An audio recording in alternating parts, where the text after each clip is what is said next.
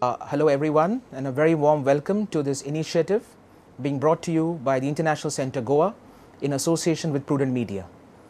This initiative really will involve periodically holding such interviews with eminent persons across scholarship, public policy and governance, with a view to bringing refreshing perspectives to you, the viewer at home, and to civil society at large.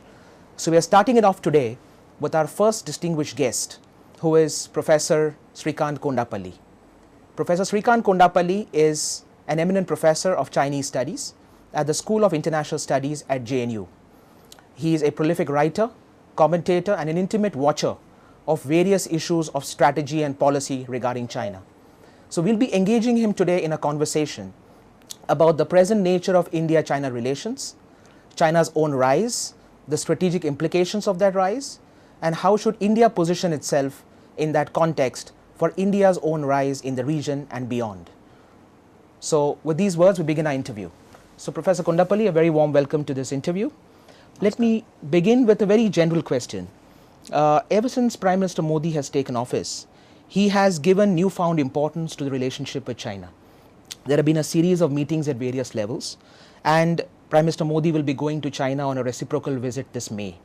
It would mean that within the first year of his office, there would have been 2 summit meetings, something I think quite unprecedented for India-China relations. So in this context, where do you see the current state of the bilateral relationship, and is it poised for a kind of a takeoff into a new orbit going forward? Indeed, as Prime Minister Modi mentioned soon after the inaugural in last May, that the relations with China is very significant. As the largest neighbor for India, relations with China are very significant. Secondly, China has also become the second largest trading partner for India, at times the largest trading partner, and also now the second largest trading partner.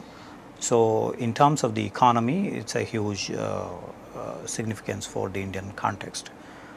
Thirdly, there are several Indian companies which are functioning in China, and we also expect that the investments issue is carried forward. And last year, when President Xi Jinping visited India, we have also signed 2 agreements related to the manufacturing zones in Ahmedabad and Pune. Altogether, about 5 manufacturing zones were to be established as part of the 2013 deal. So in other words, there is a context where we can upgrade our relations from purely trading nations to investing in each other in a substantial manner. So this is very significant for both the countries. As both are rising simultaneously, there is the necessity for both of them to interact at the economy level at various levels. Indeed, there are over 30 discussions between India and China in a structured manner. At the Prime Minister's office level, there is a special representative mechanism. The 18th special representative mechanism is to be held day after tomorrow between State Councillor Yang Jiechi and the National Security Advisor Mr. Ajit Doval. There is also the discussion at various other ministries level. Ministry of External Affairs has a strategic dialogue. 5 of these dialogues took place between the 2 sides. Then there is a joint working group meeting on border issues, which has not been held for the last few years. There is also the mechanism under the Ministry of Finance, Ministry of Commerce. There is a strategic and economic dialogue. The Niti Aayog will be holding the 4th strategic and economic dialogue in the near future. Then there is also the discussions between the HRD Ministry and the Ministry of Education in China about the exchange of scholars and cultural interactions. So a series of discussions, structured dialogue processes with China, which meant that the institutional mechanism is being fulfilled and various interactions are taking place between different ministries. There is the Defense Ministry initiative in 2006 for an annual defense dialogue as well, which brought in the hand-in-hand joint operations between the 2 armed forces. So all this suggests that we now have a very structured institutional dialogue, which is useful for these two rising countries so that they do not make any mistakes about each other, miscalculate each other's intentions. And for this, it is very necessary for them to enhance the dialogue process. In fact, it was very interesting. I was quite intrigued by the point of manufacturing which you mentioned. Because if you look at public opinion here in India, of course, much of it has been conditioned by the War of 62 and what's happened since. So at one level, there has been the sense of mistrust and distrust. But there's also a great deal of admiration about the way in which China is able to provide such staggering infrastructure.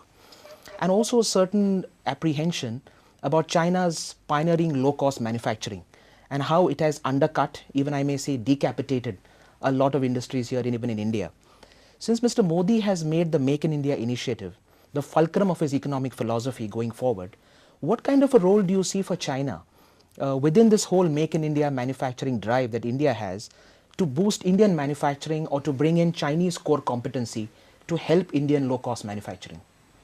I think it is imperative for India to learn from the Chinese in the manufacturing sector, because the Chinese have become the hub of the world in producing the manufactured goods. 60% roughly of the Chinese GDP is composed of the manufacturing sector's contribution and exports from this sector. In the case of India, 59% is roughly about service sector.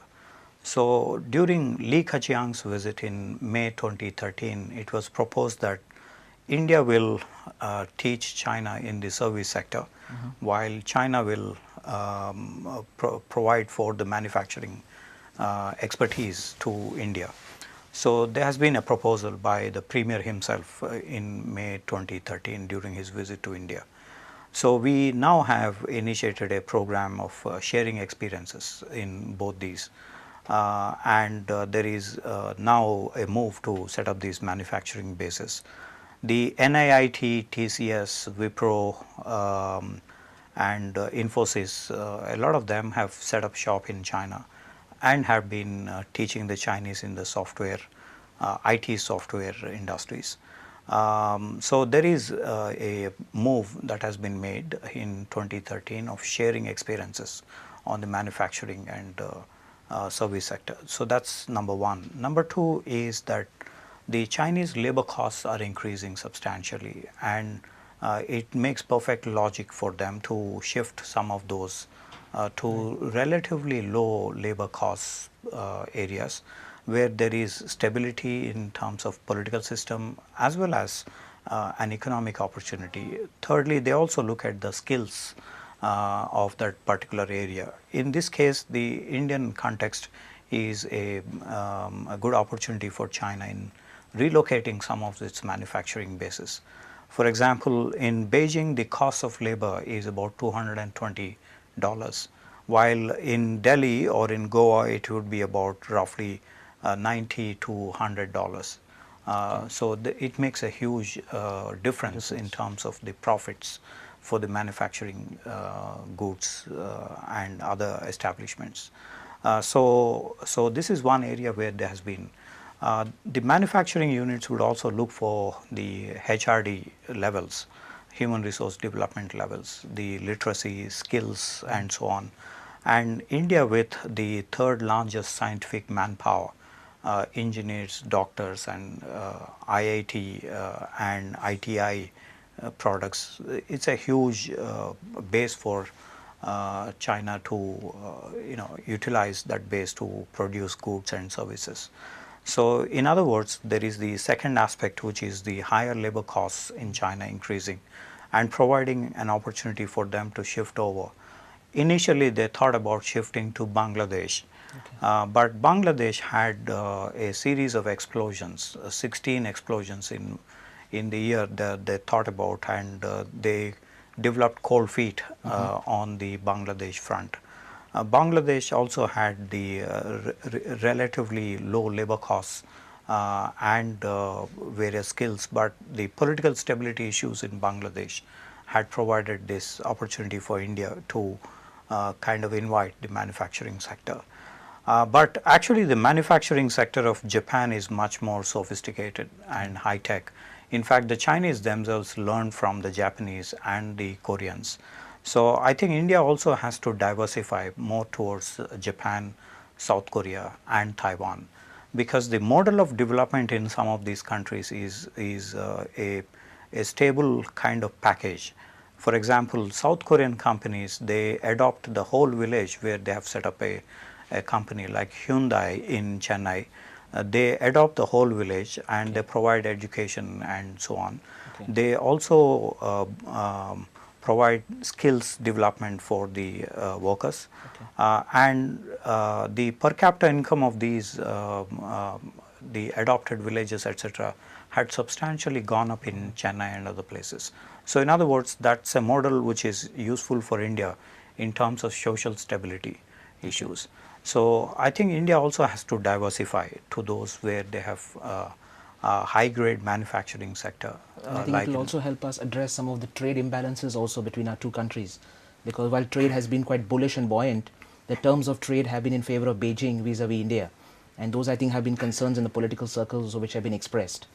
So indeed, the trade difference between India and China is becoming a huge problem, a crisis in fact, because the last year, for instance, in 2014, we had a $35 billion loss to the Chinese.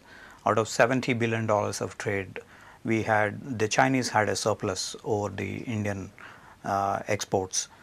So we lost about $35 billion last year to China. Cumulatively between 2007 till 2014, India lost something like $212 billion to China. Now, the trade imbalance is actually between business people. So we should not actually kind of politicize this, except for one issue, which is that the Chinese trade deficit accounts for nearly 50% of the current account deficit of India, which means these days the fiscal deficits issue has been a major issue for everybody. The government expenditure as compared to revenues has become a crisis for every country. Remember last year the United States was almost shut down and President Obama could not go to Indonesia Right. because there was no money left for them. So in other words, the trade deficits are actually contributing to this current account deficits, fiscal deficits. So this is one major issue that India actually is suggesting to China, that they have to open up the market and they have to open the market for the Indian pharmaceuticals, Indian software companies and other where India has a stronger position.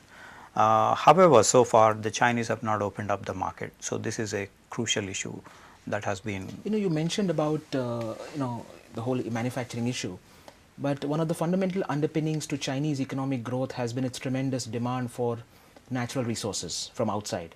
And I say this also in the Goan context because Goa has been a big mining state, and even though mining had been suspended for the last 2.5 years, when it was operational, a major portion of our mining ore would be shipped out to countries of China, Japan and South Korea. Now as mining resumes again in Goa, and obviously that will be one of the destinations, but China also is changing its own profile of sourcing such commodities from the world market. Plus the very prices of commodities of these kind of strategic resources has come down. So in that context, what impact could this new profile have on resource economies like for instance in Goa and across the world with regard to Chinese demand? Indeed, there has been a reduction in the commodity prices in the last 1 year. However, China rise is basically on consumption of huge raw materials from abroad. So one of this is obviously iron ore, manganese and bauxite and other minerals.